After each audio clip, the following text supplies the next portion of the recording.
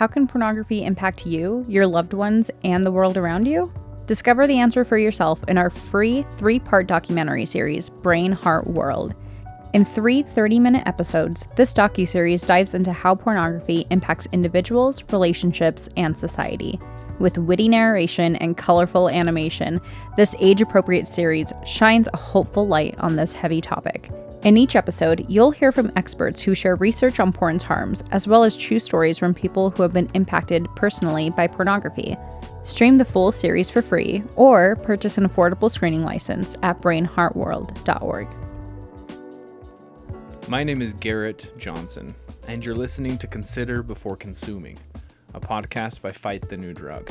And in case you're new here, Fight the New Drug is a non-religious and non-legislative organization that exists to provide individuals the opportunity to make an informed decision regarding pornography by raising awareness on its harmful effects using only science, facts, and personal accounts. We want these conversations to be educational, uplifting, and hopeful.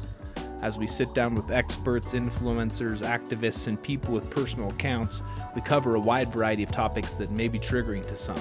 During this conversation, we talk about child sexual abuse and how BDSM porn can eroticize sexual violence. BDSM is a variety of often erotic practices or role-playing involving bondage, discipline, dominance, submission, and sadomasochism. Listener discretion is advised. Today's conversation is with Theodosia, but she also goes by Theo or Theta. She's a former BDSM performer. During this conversation, we discuss how her child sexual abuse led to her performing in pornography, and why she eventually left the violent and often underground world of BDSM porn. With that being said, let's jump into the conversation. We hope you enjoyed this episode of Consider Before Consuming.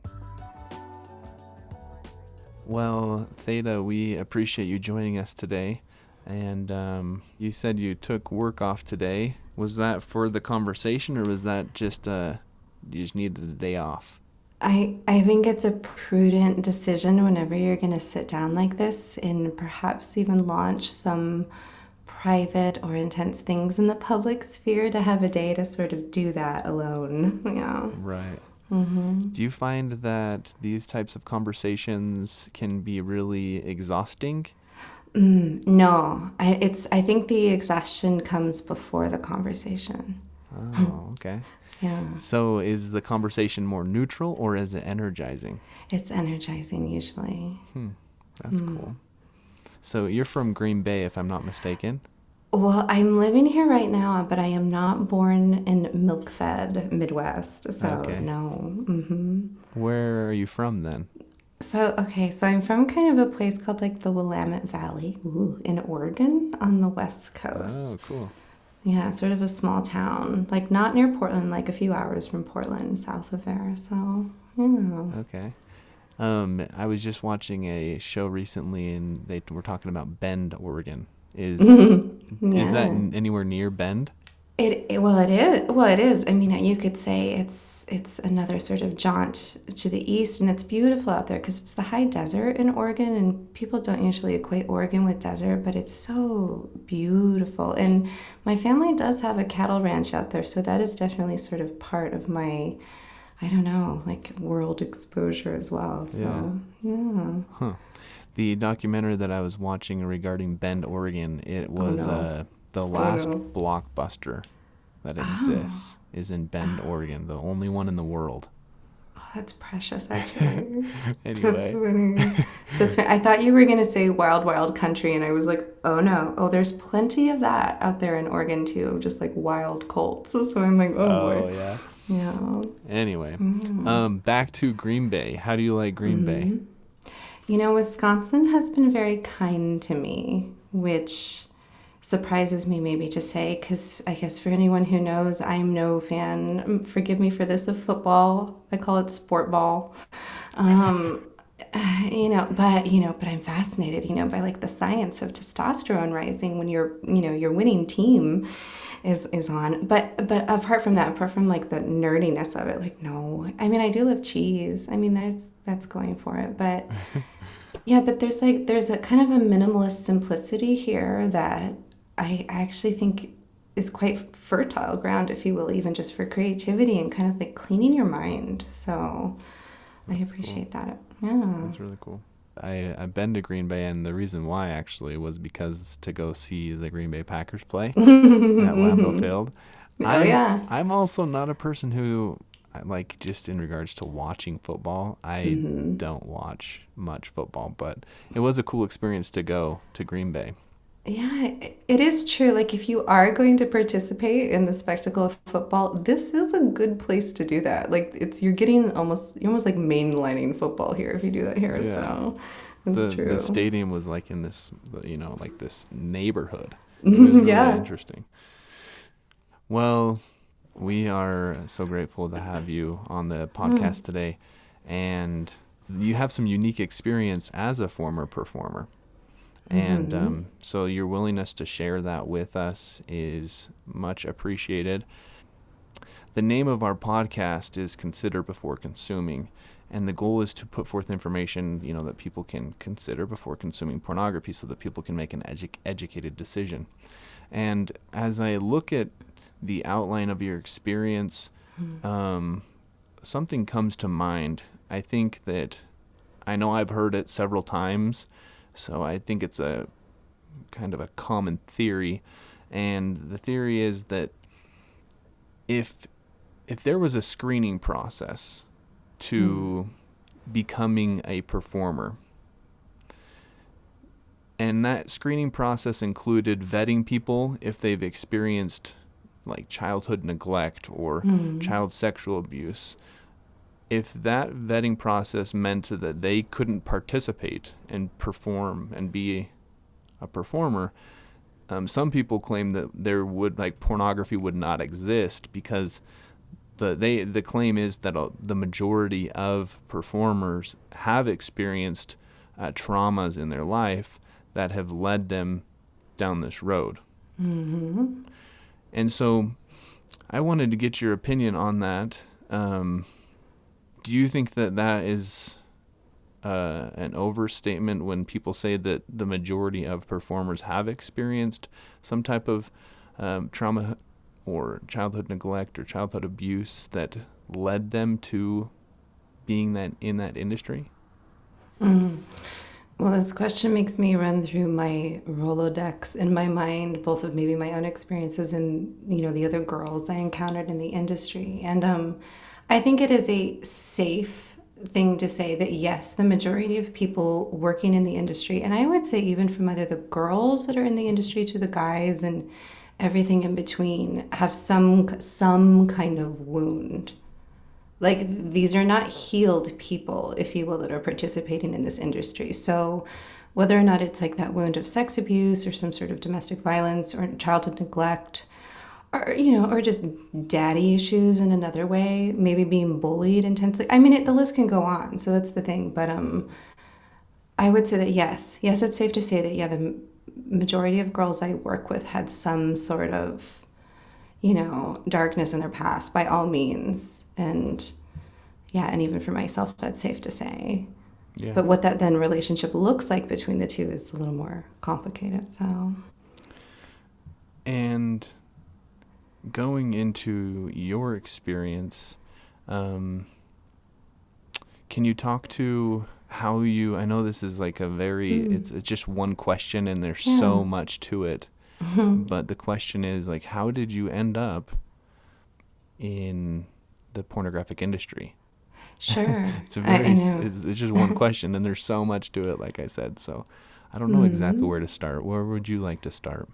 Sure. So, well, here's the other thing. I won't, launch into some huge monologue about the beginning. I think what's a little more interesting is to pick out, shall we say, the things that sharpen the arrow in that direction. Okay. So, I mean, sure. Okay, fine. Yeah. Again, textbook foundation of not only, being introduced to sexuality at 13, but then to be introduced to it through the context of sex abuse. Like, that is important only because it's like if you're being introduced to something that is a pretty major component of human experience and like your drives and desires in life, right?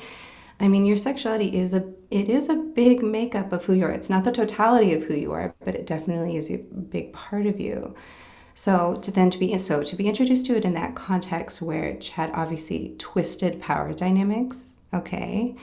And the other thing that like I learned in this dynamic was that, again, that sex was unreciprocal. Okay, meaning that I was there to give of myself, and essentially I was sort of like a human sex toy, but I did not receive in return. And like I wasn't even really kind of part of the equation in that way. So that sort of cemented that, because what do all these things do? They start to obviously create pathways in your brain, right? That will obviously steer your life later. And so, okay, so here I am that adults having sex with children is sort of normalized, all right? Like that level of perversion, you get sort of conditioned to it. That sex is unreciprocal. And there was even something, shall we say, about it sounds really creepy, but you're so idolized in this really creepy way when you're this forbidden object.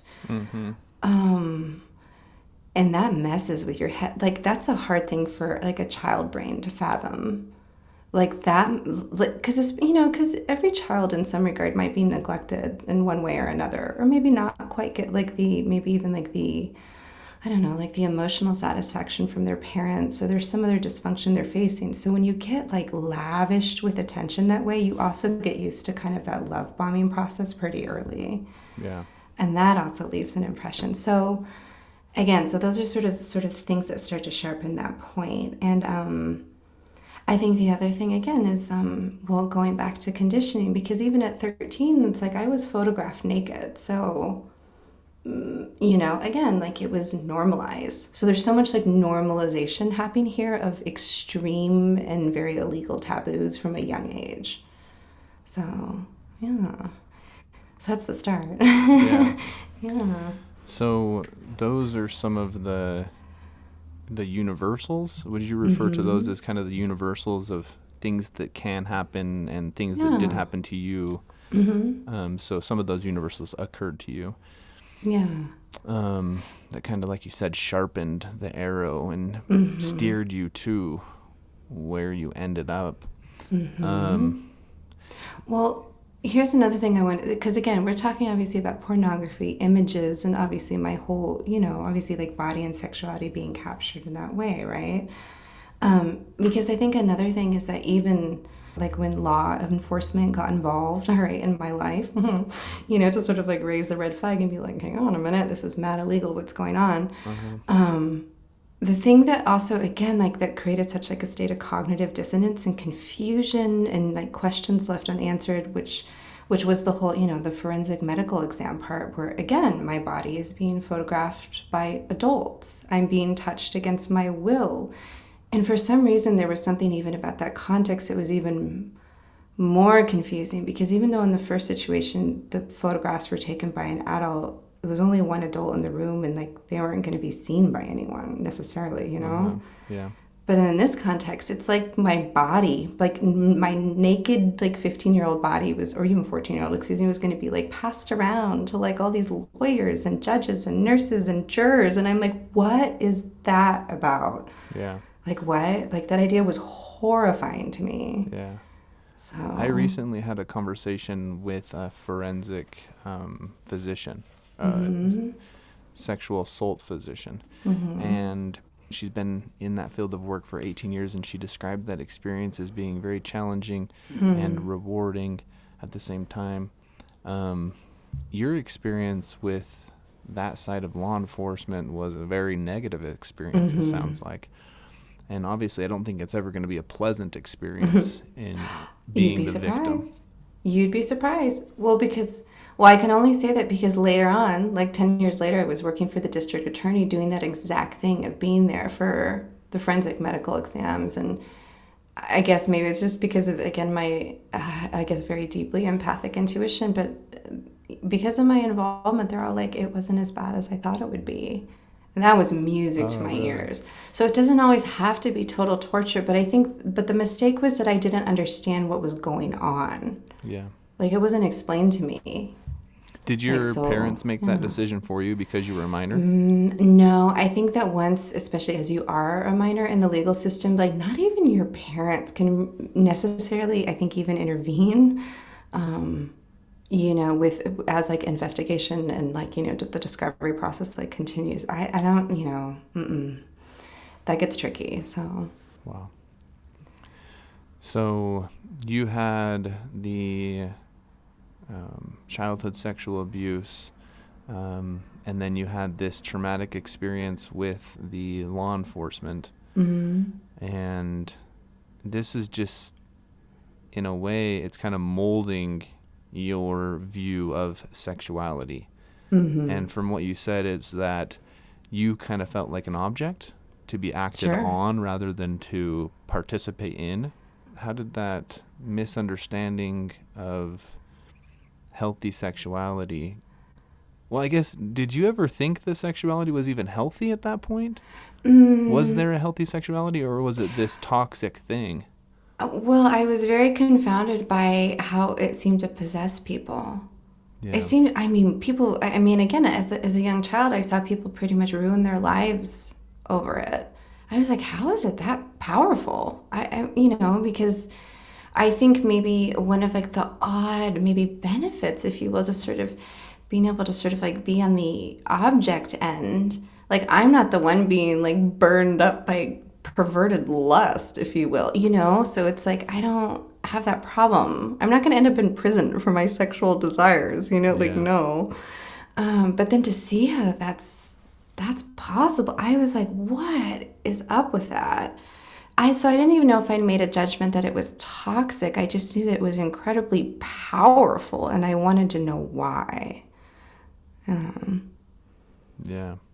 Well, I think it's interesting that you are kind of expounding on that point because, the name of our podcast is Consider Before Consuming. And for some people who are in that state of consuming or wanting to stop their consumption, there is that question in their mind of like, how can I stop? Like I have tried to stop consuming pornography again and again and again and have failed again and again and again. And so I think that there is something to what you are talking about, that obsession, or maybe even beyond obsession, where it's a compulsive behavior. Yeah. The urge to engage or consume is greater than their ability to control themselves. I don't know, what were your thoughts as you observed that a person, an adult, ruining their life to engage? Well, the funny thing about this is I did know that this particular adult was also introduced to sexuality through the context of like sexual assault and rape. Nobody wants that. Anyway, so I think that sometimes even when people do have either negative experiences or traumas and they can't figure them out, I think that maybe it's cliche to say, but maybe some people really do kind of take like a forked path, and like some almost kind of like stay perpetual victims, and others sort of need to explore like what it's like to be on the other end of things, and like, ooh, so. That's interesting. I think it's another point maybe we should talk about is when we're talking about abuse, we're talking about the difference between response, like genital response, and arousal. Right. Can you talk to that a little bit about as you experienced sexual abuse and the confusion that you may have felt from, the genital response versus your true arousal and desire? Yeah, this is okay. And this I don't think is talked about nearly enough. And I think that a lot of people carry very putrid shame about this around because it seems so counterintuitive, right? That like even in the context of sexual abuse, even when you can be consciously, again, thinking thoughts of contempt towards your abuser, right? Even finding them just like appalling and disgusting, all right? Your body can still have like a response that seems akin to pleasure. Like you are still capable of having orgasms, for example, or maybe like, yeah, like getting an erection, or for a woman, like, whatever it is girls do.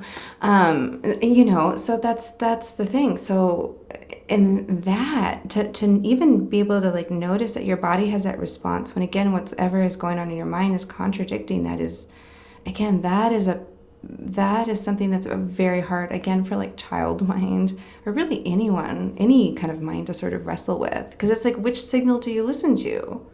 What I'm getting mixed messages here, Yeah. And not only that, but then to be like, how could I be like turned on by what is essentially like a crime? Like, what does that say about me as a person? You can go into a state of pretty dark self-judgment on that one. So, do you feel, looking back, that experience in particular, that concept of why is my body physically responding in this way, but yet it shouldn't be, because, like you said, it shouldn't be because this is illegal and this is not right, and I'm being acted upon. I'm not here and choosing this. Did you feel like that set a standard of what, or I guess, did it help mold your sexuality later on in life? It certainly did. I don't know if I'm articulating that question. Basically, did you desire that to replicate that trauma? Oh, well, by all means, you could almost say like I had a whole career in the replication of trauma. But here's the thing, but you also have asked me about like the difference between, shall we say, just your body responding, right? Just because it's being, manipulated, touched, like what have you. Right. And then genuine desire. And I think that, to go back to that question, like real, true desire that comes from, I don't want to say comes from within, but comes naturally, I should say, or is that isn't just a mere response to being, shall we say, manipulated by another, like that is rare, and that is not something that I experienced until I was much later, like when I was 19. So there's also that too. It's like you're very, very divorced, if you will, even from, shall we say, just almost like the normal, evolution of things, like just getting crushes and it being sweet and all, like no. So how did that play out for you, wanting to replicate that abuse, or would you prefer to talk to that experience when you first genuinely felt interested in another person? You mentioned that was at age 19. Sure. Well, and it's ironic because it led to violence. So there you go. So, I mean, what kind of lesson also did that teach? That even if, shall we say, like I fell in love with someone or truly desired them for who they were and like genuinely wanted union with their body, okay? Because that, not really, not for the majority of people that I've, had any kind of sexual encounter with in my life, if it was totally up to me, I would almost want nothing to do with them. So to have this kind of like rare experience there, but then because the situation in the life at the time, I won't get into it because it's quite the story, and it'll feel a little like maybe Oprah's couch, and we don't need that. But it did lead to, shall we say, being punished for that desire. Again, violence, again, law enforcement getting involved. It was kind of at that level. And I quickly learned that like love, falling in love, it being real in that way, real desire was it was so dangerous. It was so dangerous. And I almost rejected it. I didn't want it after that. I didn't want anything to do with love. Like, no. It's too dangerous. Were you mistaking love for an unhealthy state of mind? Oh, well, let me separate this. Shall we say the person in this story, the one that I fell in love with, did not harm me in any way. It was another man that was jealous, if you will, of my falling in love for real. So that needs to be made crystal clear. So okay. Yeah, no. So is that even that experience of like purity and genuine reciprocity? Because again, remember how I learned that like sex was unreciprocal, and then it was like a rare breakthrough even for that. So, and that's mind shattering when that happens, because that it almost like flips the tables over and flips over everything you have been conditioned to for the negative. and you actually get to like experience it in a beautiful way for the first time. So yeah, that is pretty major. But then again, you know, to have I don't know, adversaries bursting on into this beautiful party of love, if you will, and again with violence, and with really calculated, disgusting, sadistic violence too, like very psychological violence in addition to physical violence. And it was confusing because it's like, also, it's like, how could such pure desires of mine that are very heartfelt be so, one, be such a threat to other people, and two, be punished in that way? Like, oh, you know, it left so many questions. So yeah, as you experienced that that healthy relationship at 19, were you guys engaging sexually? And the reason why I ask that is because I just kind of wanted to get your take on the difference that you saw and felt in the unhealthy sexuality that you had experienced and the healthy sexuality. What's the essential difference, if you will? It's yeah, like, again, reciprocity, like the experience of like the reciprocity of pleasure, and where like one gentleman like genuinely needs the pleasure of another, and the other like forsakes it, like he doesn't give a hoot. Yeah. Okay. So yeah. Talking about consent, how did you finally learn that concept of true consent and figure that out for yourself? Probably not till I was in my 30s. That's pathetic. It's true, though. I think that's more common than we would like to admit, though. It's true. Because at 19 is when you have this relationship where you really genuinely enjoy this person, but you didn't understand consent until 30. And going back to the conversation that I had with the sexual assault physician, she said that's one thing that is lacking, is this education about consent. You know, that we need to teach our young people what is consent, what does it look like. And if you look at the pornographic industry, and you know, the common phrase is that no means yes in some ways. A lot of people say that about the pornographic industry, that when someone says no, it actually means yes. So the line of consent is blurry. Yeah. It can be, especially for youth. Did you experience that? Well, okay. Well, we're going to have to go back to something, because I think that I mentioned to you that because I from a young age, I did not enjoy either being identified by others or experiencing the state of victimhood. Okay. I don't like it. I rejected it completely.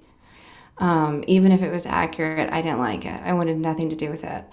And because I also didn't like any kind of experiences of being powerless in any way, I hated that. I hated having absolutely no say as a kid over anything I could do, especially, again, in like situations of law enforcement. So I created indeed like this mental stratagem, if you will, from like 14, 15, okay, of like, consent doesn't exist, therefore I cannot be violated.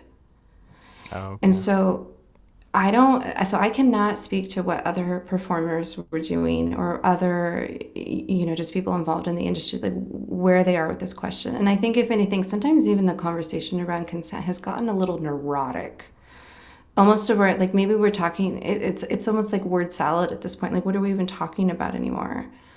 But what I can say is that, like, I just completely erased the concept for a long time in my life. And I didn't even revisit, shall we say, even how to define it until far after. So. And you said that you erased the concept of consent as well as violation, because if consent doesn't exist, then violation doesn't exist. So in your mind, for many years, neither of those existed. Exactly. Okay. And it is not, the other thing, this is a lie, first and foremost. I hope people also understand that, like, it's not, it doesn't lead to a luminous place, if you will, if you kind of follow that. But at the same time, well, and whether or not I should have endured a lot of things is, you know, up for debate, but it did give me a framework, if you will, to sort of be able to buffer the intensity of a lot of experiences. So because retrospectively, absolutely, the majority of my sexual experiences were extraordinarily non-consensual. Do you think that it was a coping mechanism? Well, of course. That connection? Sure. It's a smart one. So it's messed up, but it's smart. It does it because it puts a pillow between you and reality. So, yeah. As you journeyed from, experiencing the child sexual abuse and then journeying through life, did your parents or other caregivers observe that that coping mechanism or that pillow between you and reality? I think that they were confused by my reaction. Like, I remember even having a conversation about this with my mother recently where, when things came to light, and all of a sudden detectives are in her house and obviously some very unsavory things have to be spoken about. She said that I responded like I was emotionless. Like I was completely so poker face. Mm-hmm. And she thought that was strange. Like it struck her as strange. Yeah. But to me, I think at the time I was also so almost like dumbfounded by shock and shame that like I didn't, emotion or emoting of any kind was not, no, I just shut off. Yeah. Because otherwise it would be too much. So. Interesting. And do you think that you remained in that emotionless state from what age until what age? Yeah, I think that I definitely kind of went in the numbness, if you will, like that I adopted, like the ultimate poker face that I wore in my life, I would say for at least a decade. What occurred in that decade? How did you finally enter the pornographic industry? Okay, I would say like this numb period, it's like 15 to 25. I would say it was sort of like extreme suppression of emotion, especially in favor of logic, just like cold logic. Part of it was indeed to get away from the non-reciprocal boyfriend, who was violent. I had questions about that, because another question that he left me with, he once told me, like, as he was hitting me, that like that violence was the only language I could understand. Well, and so again, so I have all these questions, right? And so if anything, even a lot of, like, I wasn't getting answers from therapists or doctors or friends or parents, authority figures. No one, I wanted to know more about, like the nature of my experiences, what this whole, I understand violence bit is about, why it seems like the just extremely intense experiences were kind of haunting me in my life. I had all these questions. I had so many questions. And not only that, it just also like a certain recklessness, like a fierce, almost like frothing at the mouth recklessness. Mm-hmm. So questions, when I'm hearing you say that you had a lot of questions, one thing that I think of is the word curiosity. And I also start to think of, the first step in the scientific method is questioning something, right? It's like, does this do this, or does that do that?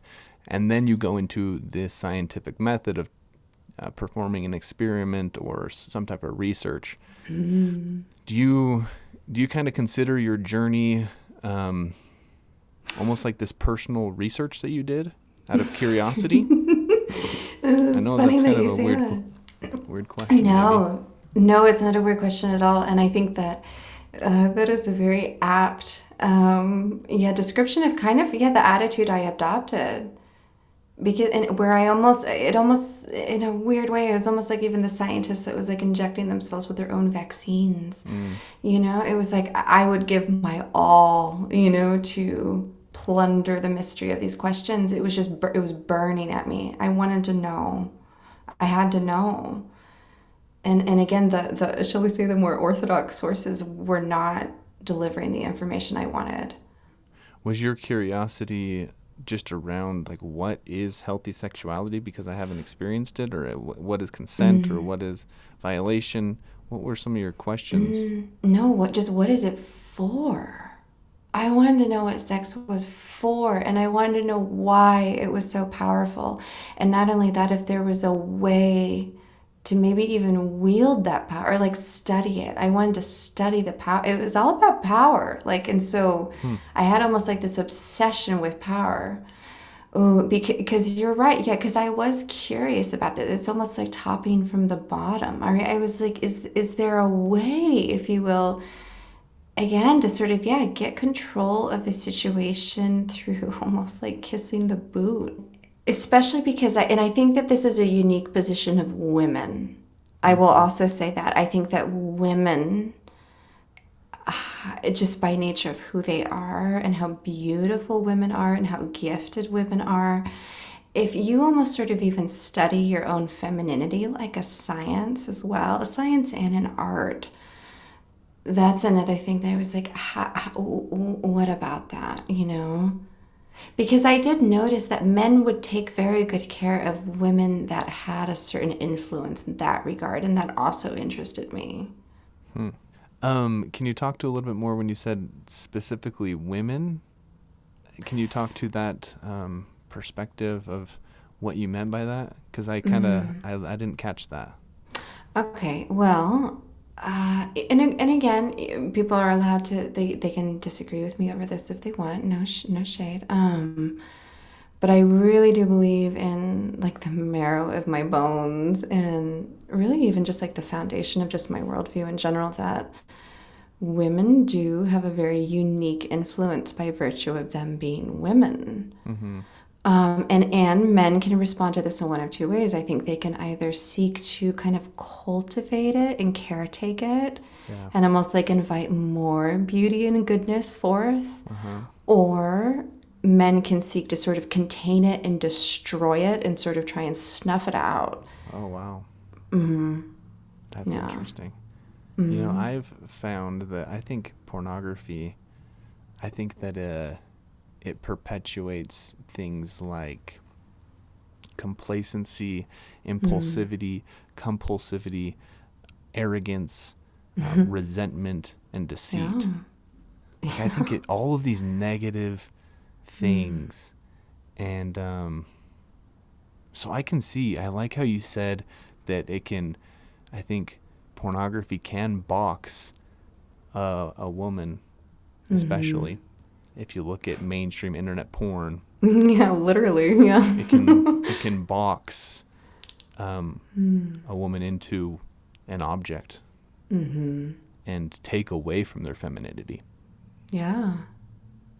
Absolutely. I guess it's not actually taking it away, but try to limit it. Try to warp what femininity is.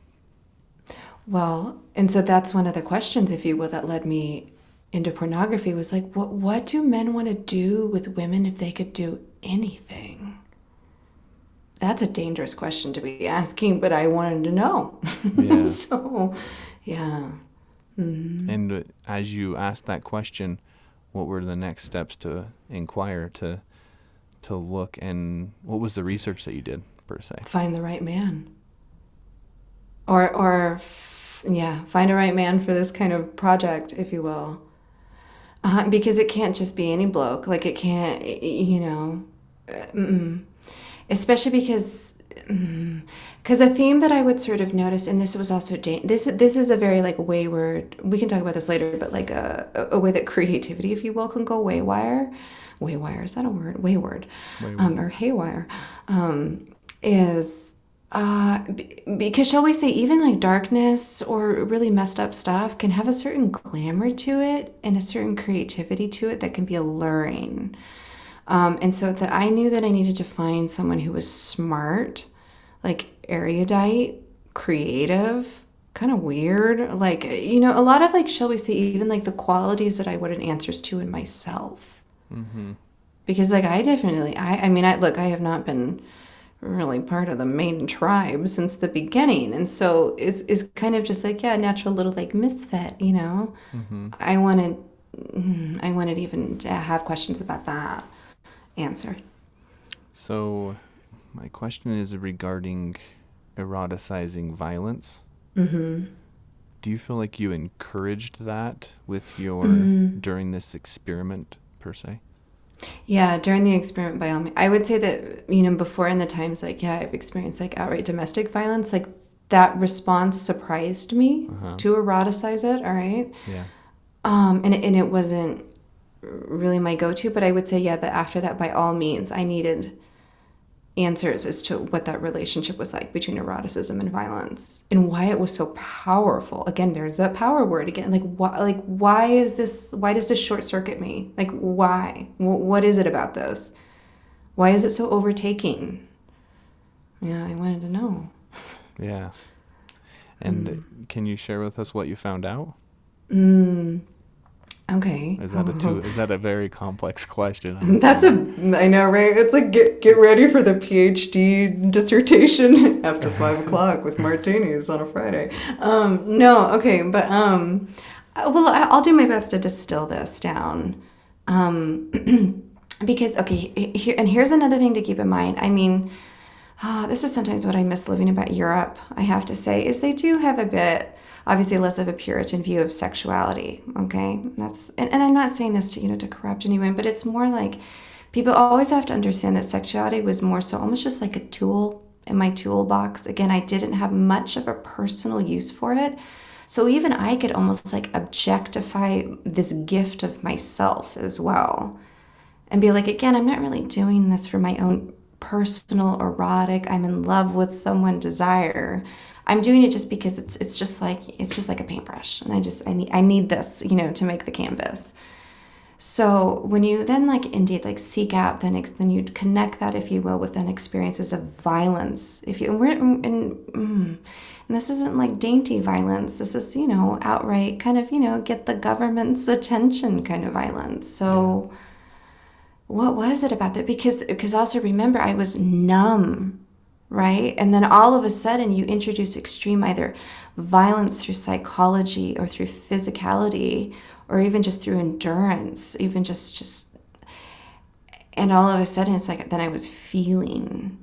So it's then the birth of a masochist, okay, was born. All right, yes, some people cut themselves, if you would. Me, I guess, yeah, I ended up in bondage porn to have some feelings brought back. So there is that. No. Can you talk to the type of pornography you were in? When you say bondage pornography, I don't know if everyone is going to kind of understand what that is. Sure. I mean... tying people up, hitting them, putting them through kind of just bizarre psychological stress scenarios. I don't know. I mean, I don't want to say 50 Shades of Grey because it's not really like that. I don't know. It was darker than all that. I don't know. And the kind of stuff I did, it looked like, I don't know, it was sort of filmed in a Russian gulag prison, Okay. So it had, and yeah, that's the other thing. A lot of it was inspired by, old crime scene photos. Okay, just sort of cult experiences. That's the other thing. It's we're drawn from some very dark material here to almost even be recreated as a living version of I don't know. Yeah, the scenes from the BTK killer. You're dude, what are we doing here? It's pretty dark. It's dark.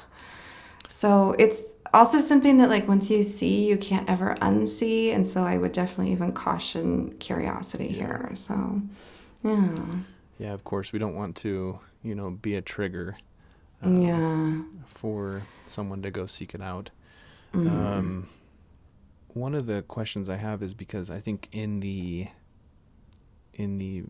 world of anti-pornography, I think it's common for people to point to BDSM or bondage pornography and say, look and see, this shouldn't be happening. This is violent and aggressive, and it appears to be non-consensual in some cases.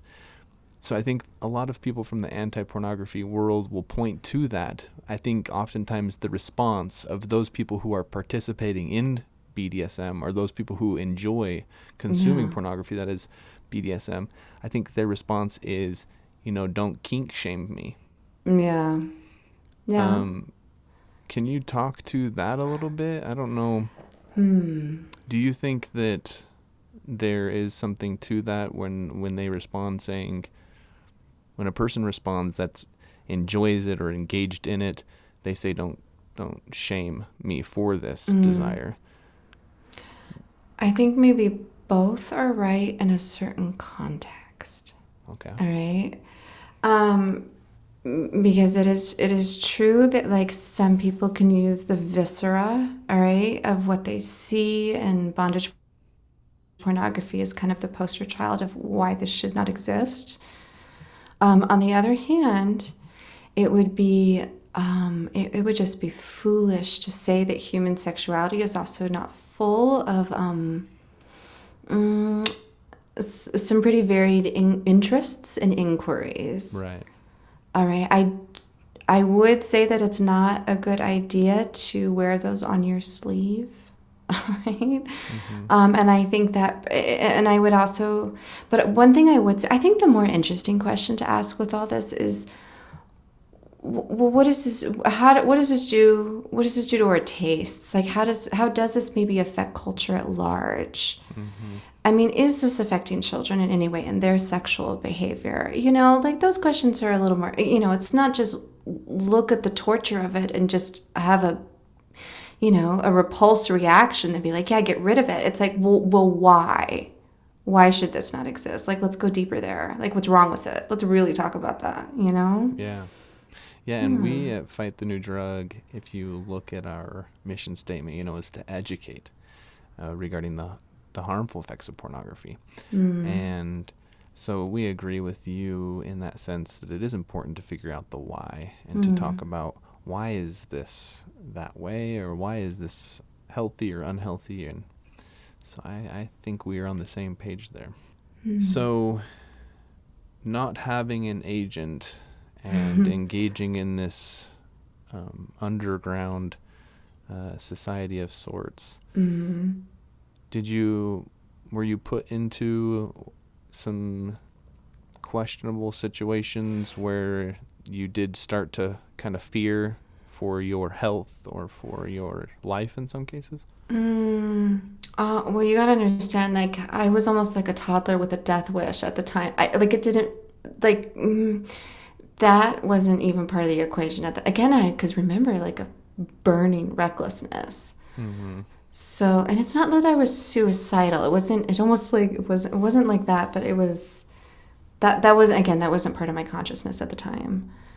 And the other thing was that I was, shall we say, like, primed by others before entering like deeper and deeper environments into this world. And so that, because remember, I was, normalizing something that's abnormal is very effective, especially when it comes from someone you trust, right? And so it would be like other models, other girls, and sometimes other dudes. Because it was another like local dominatrix, like in the Portland area, who had worked for the producer that I ended up working with the most, about like, you do not say no. No does not exist. Don't you dare ever backtalk him. Like, you're given pretty stern instructions for going. So you kind of, you kind of already know that, like, it's in a way, it's almost like going on a date with Ted Bundy in a certain way. And then on another hand, you know that you're going into like a tyrant's lair. Like, that's not going to come as a surprise. Yeah. And as you were introduced to this life, did you enjoy it? Did you enjoy aspects of it? Or were you completely numb where there was no enjoyment at all? Well, what I was surprised by was how personable everybody is on set, because here's kind of like the kicker, if you will. Because here's the other thing. It's like when you're in that kind of environment, people do drop their guard a lot. And there is something even about like the vulnerability you see, or even just like the honesty you see. It's kind of like there's honor among thieves, and it's found here, So there was something about that, even though if people were totally messy and totally wounded, at least they were honest about it.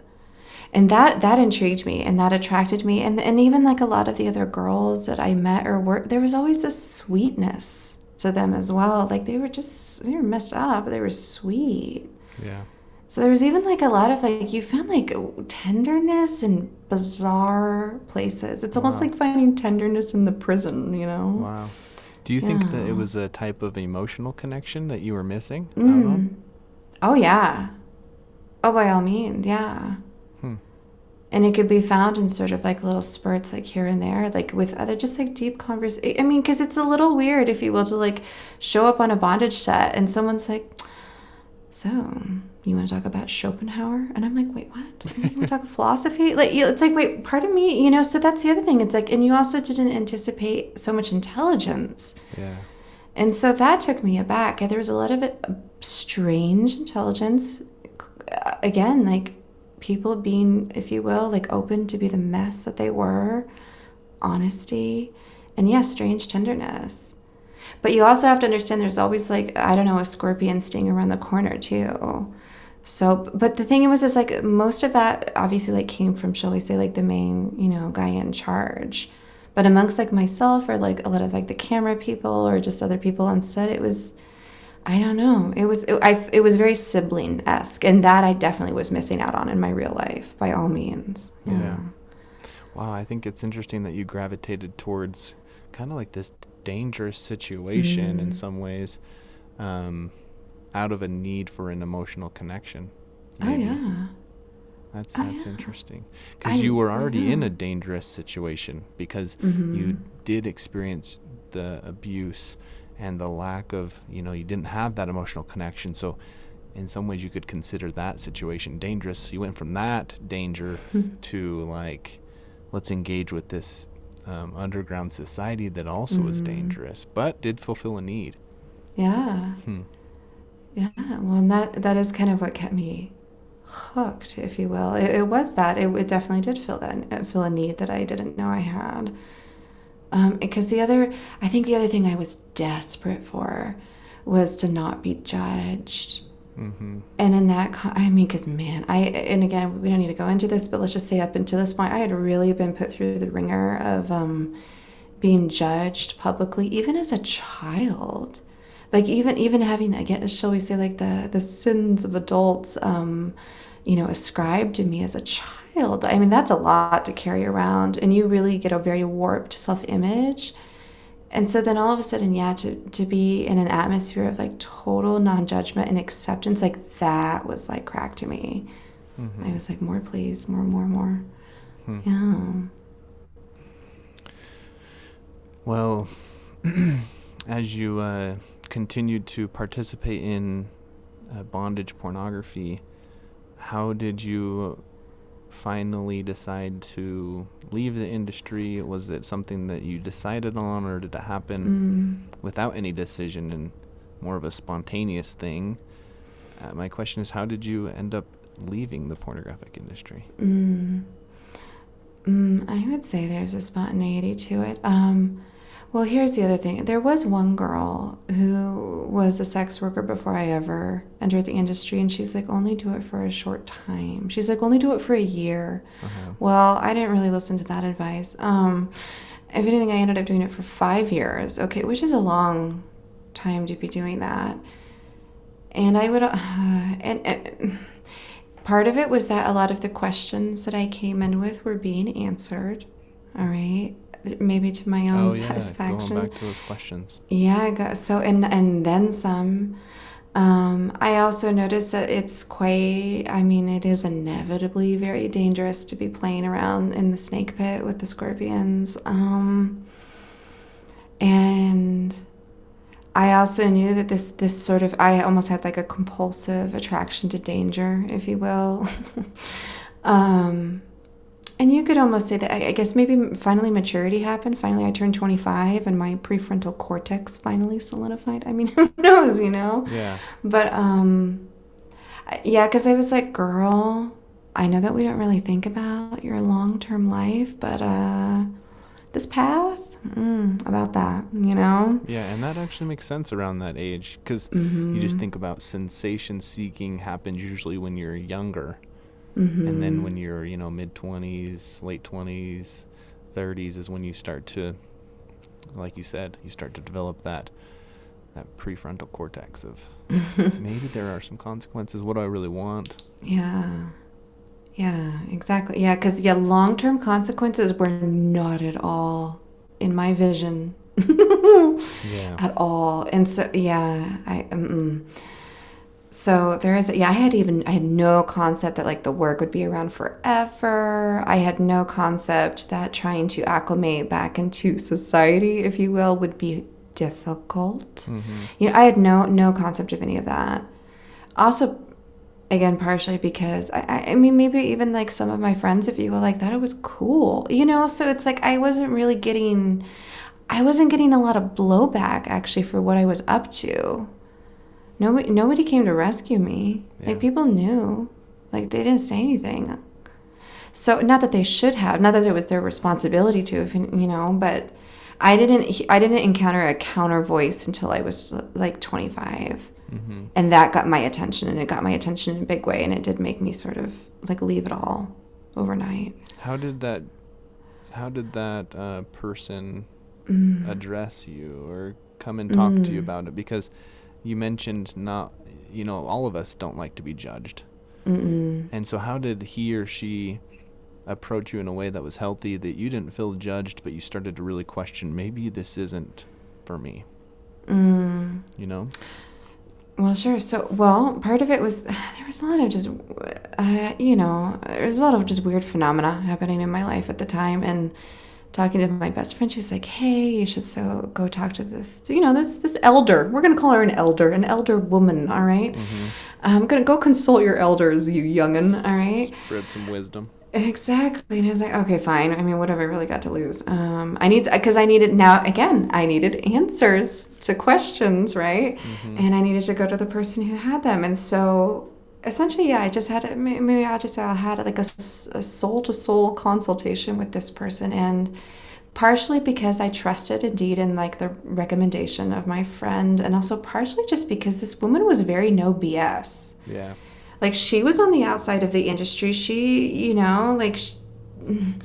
she had a different kind of influence, if you will, that really came in her favor to get my attention. She was beautiful. She was older. She was successful. I was like, okay, all that works, And she just talked to me straight up. And it was also just like, look, girl, like, your sexuality is a gift.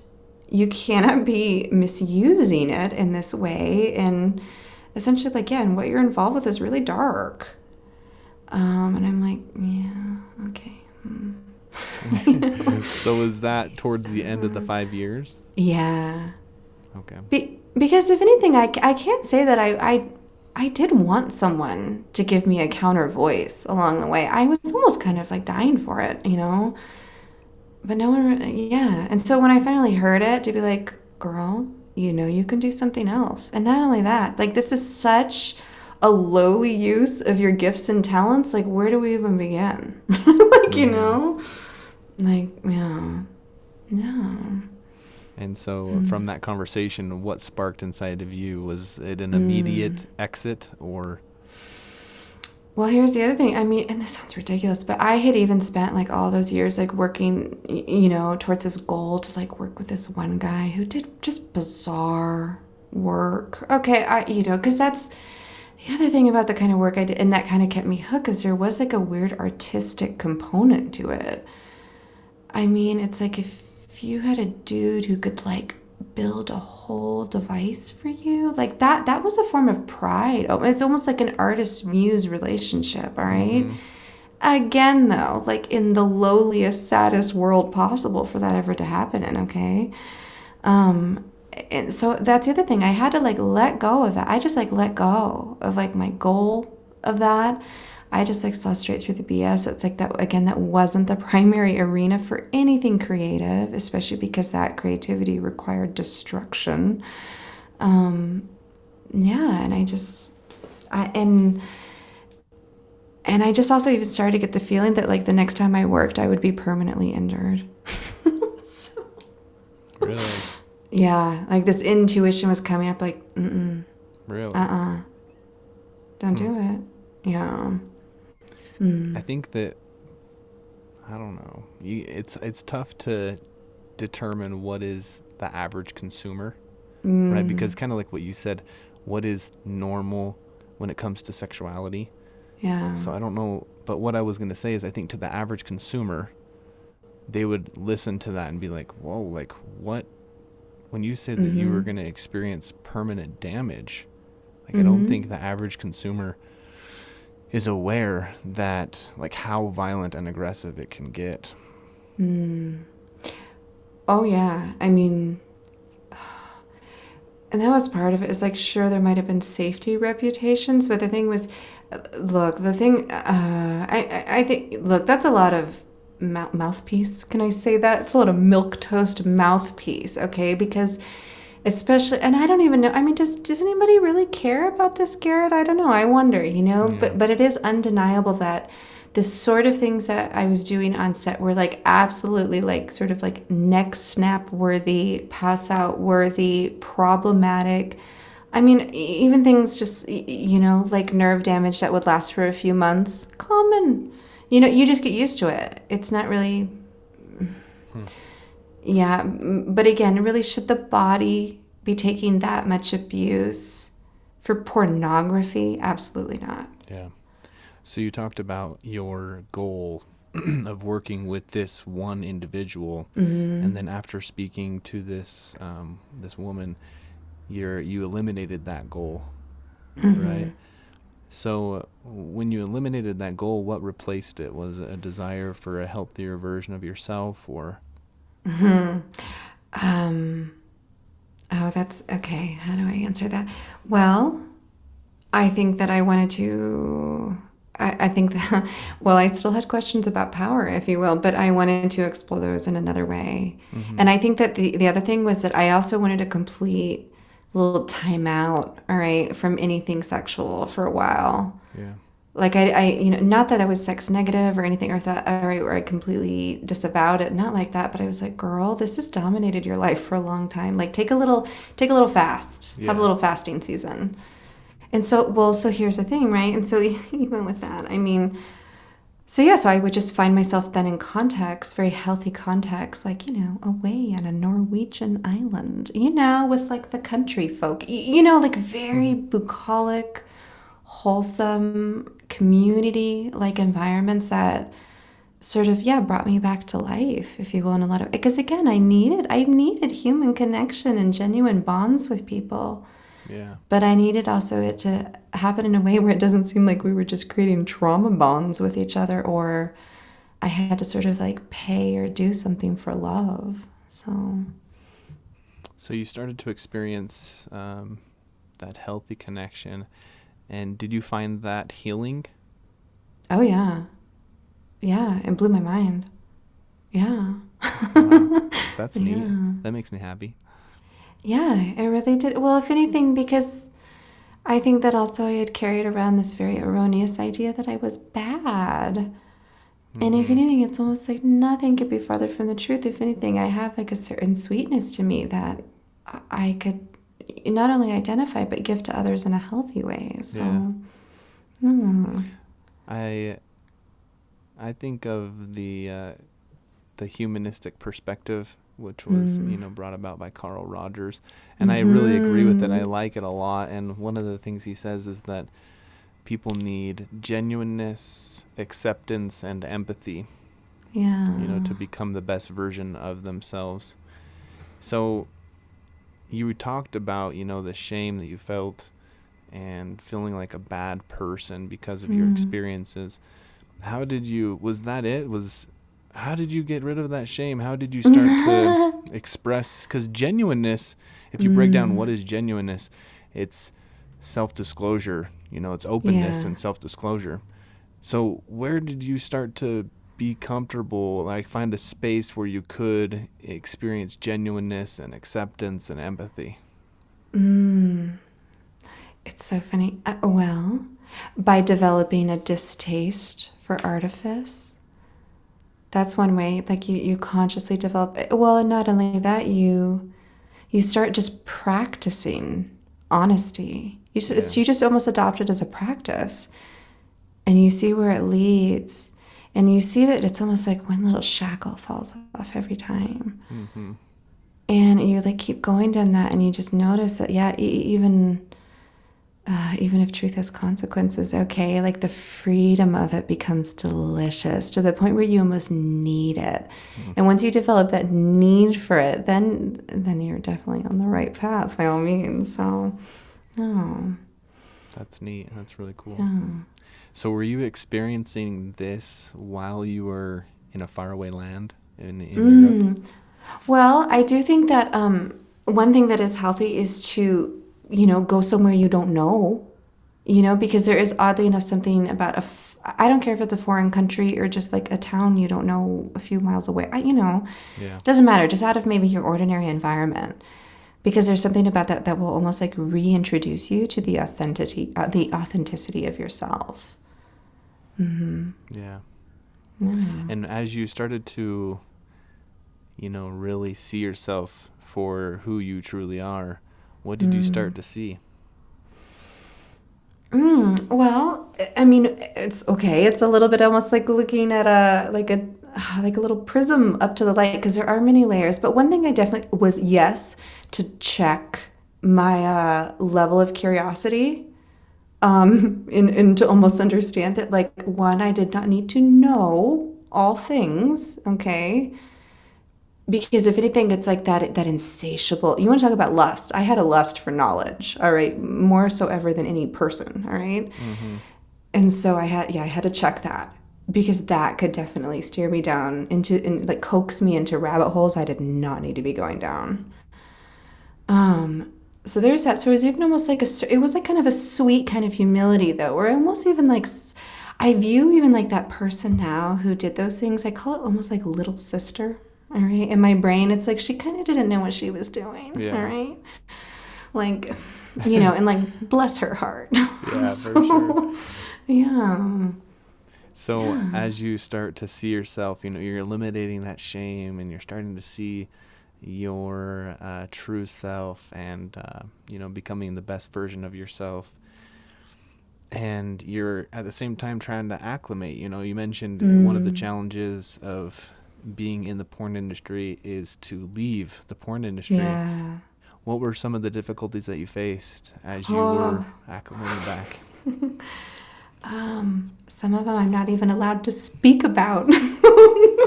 No, it's true. Well, here's the thing. I mean, I'm not going to sugarcoat it. It's no picnic. Maybe there's a few like total miraculous rescues, but even then there's still going to be some sort of maybe purgation process that's going to follow. Like some sort of healing is going to be necessary. Yeah.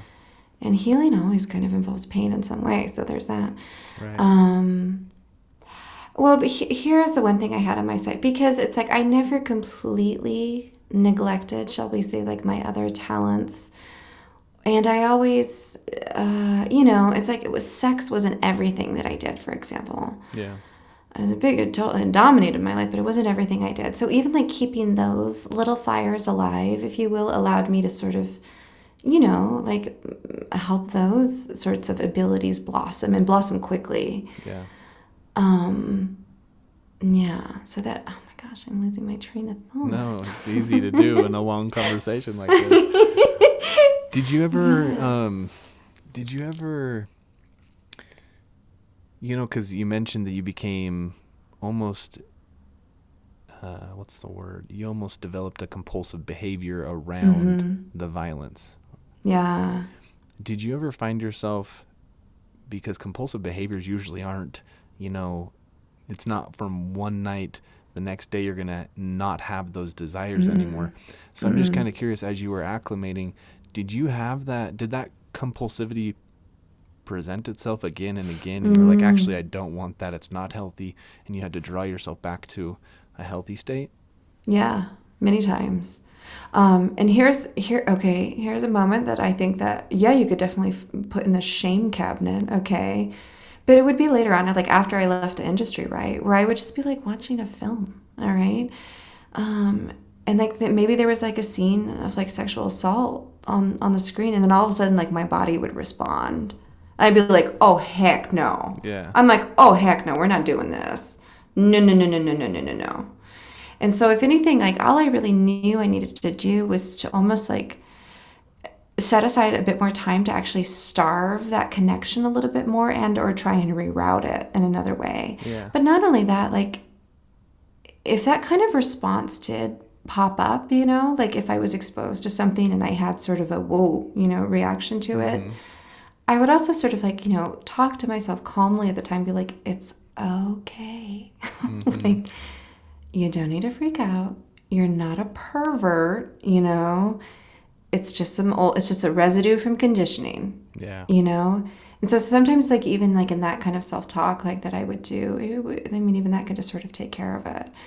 But it does require some sort of careful attention, if you will, especially in any kind of intimate dynamic, or anyone that maybe I do feel genuine desire for, to keep an eye on that. Yeah. Like I have to keep an eye on it. Yeah. You used the word or the phrase residue from conditioning. And I think that as some of our listeners are listening to our conversation, you know, a portion of them are going to be in the midst of their compulsivity. They're going to be listening to these conversations in hope that they can, you know, use it as a way to consider before consuming. And I think that oftentimes the consumer, not only, you know, you you were a performer, but also the person on the other side of the screen, the consumer, is caught up in this compulsivity and in this shame cycle. And I think that they're similar, because whether you're the person performing or the person consuming, that shame cycle can be similar. So my question is, what advice do you have for a consumer who doesn't want to engage, who doesn't want to consume anymore, and who is stuck in that shame cycle of like, is this truly what I desire? Because sometimes I think it is, because my desire, it's a recurring thing, you know? So how do they, just like you said, that this, sometimes it can be triggered for you, how can that person get out of the shame cycle and continue to press forward? Well, I might actually offer a question in response to that, which would be, when you find yourself in that situation, or even just as we're pondering this in general, are you really addicted to pornography, or are you addicted to shame? Because I think if you actually sit with that question for a little while, that might illuminate a little bit more of the reality of what's really going on. Because I even think that any kind of compulsion is usually some sort of secondary reaction to something. And so it's a response. I mean, compulsivity is a response to something. And so it's like, what are we responding to here? And if shame is that emotion that you're really, in bondage to, okay, for no pun intended, but well, then why? Like, why is shame a cycle that you need to repeat? Why does where did shame first appear in your life, if you will? Where has it come up in the primary moments of your life? What are some of the things you don't want to think about that you're trying to stuff in the closet and ignore, that are rotting and festering? You know, like it's, if anything, it's like, look at it as an invitation to engage both your experience and relationship with shame in your life in general. And that's like part of how you unwind yourself from the compulsive behavior. Yeah. I love that. Thanks for sharing. Sometimes I feel like my questions are really like long-winded, and like I go in like a roundabout way. And so you bailed me out there. And I think that I'm just grateful that you, understood my question and your advice of why. Man, it's a good question.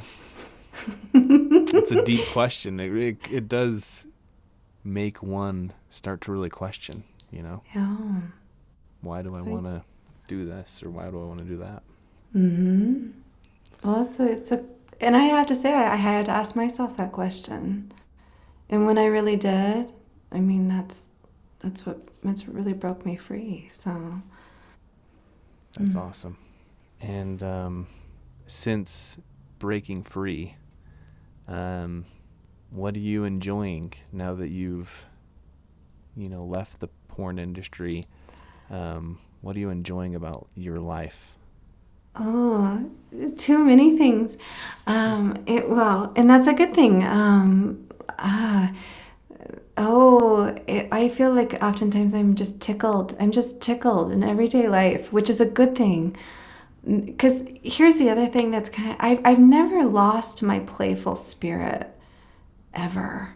Yeah. And so it's like, so I've never even even in periods of like extreme depression, if you will, or just despair, I've never completely lost that like joie de vivre. So, and the thing with that now is I think that I have become very, if you will, even just compassionate to other people's struggles and their wounds. And so even to be able to be of like any service to that in my work, and again, be able to provide others like, again, that sanctuary of non-judgment that I was always hunting for.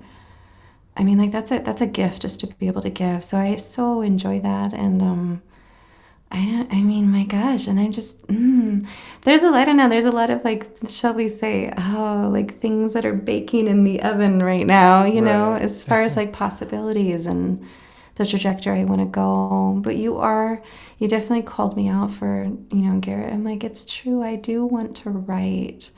That is something that's almost getting my primary attention right now. So I think even it would be like so much pleasure and joy to be able to have more time and opportunity to do that. So, yeah. Are you considering writing out your experience into a book? I mean, what does that look like? I don't know anything about that. Okay, so that I think that's what that looks like. We shall see. I don't know, because again, I don't want it to be tabloidy. I don't want it to be just another sob story. It's like I better have something meaningful to say. Yeah. You know what I mean? Well, I think you said that I called you out for your writing, and that's the truth, because you, as we've emailed back and forth, I've just been impressed. You definitely have a way with, some people call it like a wordsmith, right? But you have a way with words, and in regards to your concern, like you want to put forth information that is valuable, and I think that you do. You're really good at what you do, and in sharing your experiences. So whatever you do with writing, I'm sure it's going to be fun for you because you enjoy it, and also valuable to whoever reads it. So, is there anything that that's stirring inside you that you want to share, or anything that I haven't asked that you think we should discuss? Oh, good grief. Well, I think not. I see. You know why I think that? Because I'm thinking of baguettes and brie right now. I'm like, what is it? Snack time? I mean, really, what is this? No. But if anything, I'm shook up by just like the pleasure of this conversation and how just touched I am that you would want like this little lioness to speak about anything. So I'm just honored. Yeah. We feel the same way. Talking about porn can be tricky. That's why we created an interactive conversation guide called Let's Talk About Porn. Simply select who you'd like to talk to, your partner, child, friends, parents, or even a stranger, and select the type of conversation you'd like to have. We'll walk you through a healthy way to approach this taboo topic in a productive conversation. Let's Talk About Porn is available for free, both in English and Spanish, so you can be prepared to talk when someone asks why you're listening to a podcast about the harms of porn. Access the guide and start talking at ftnd.org/blueprint. That's ftnd.org/blueprint. Thanks for joining us on this episode of Consider Before Consuming. Consider Before Consuming is brought to you by Fight the New Drug. Fight the New Drug is a non-religious and non-legislative organization that exists to provide individuals the opportunity to make an informed decision regarding pornography by raising awareness on its harmful effects using only science, facts, and personal accounts. If you want to learn more about today's guest and the conversation we had, you can check out the links included with this episode. Again, big thanks to you for listening to this conversation. As you go about your day, we invite you to increase your self-awareness, look both ways, check your blind spots, and consider before consuming.